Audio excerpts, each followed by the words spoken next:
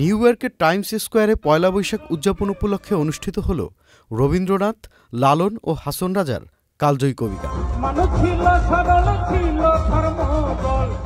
একই দিনে new York state senate কর্তৃক পয়লা বৈশাখকে সরকারিভাবে স্বীকৃতি দেওয়ার সিদ্ধান্ত পাশ হয়।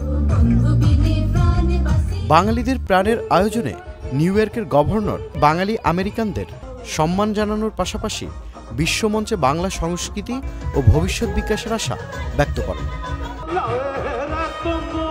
মুক্তধারা ফাউন্ডেশনের বর্ণিল আয়োজনে সঙ্গীত পরিবেশন করেন বাংলাদেশের জনপ্রিয় সঙ্গীতশিল্পী স্বপ্নিল সজীব। এ সময় তিনি তার অনুভূতি ব্যক্ত করে বলেন, এই গান কেবলই সঙ্গীত নয়, এ গান আমাদের আত্মা, দর্শন ও শেকড়ের সংযোগ। সারাদিন বৃষ্টির মধ্যেও হাজারো লক্ষ বাঙালি অবাঙালিরা এসে আমাদের বাংলা মায়ের জয়গানে অংশগ্রহণ করেছে। আমরা মাটির গান গেয়েছি, আমরা রবি ঠাকুরের গান গেয়েছি, আমরা কাজী নজরুল ইসলামের গান গেয়েছি। Tanfir Limon, channel I.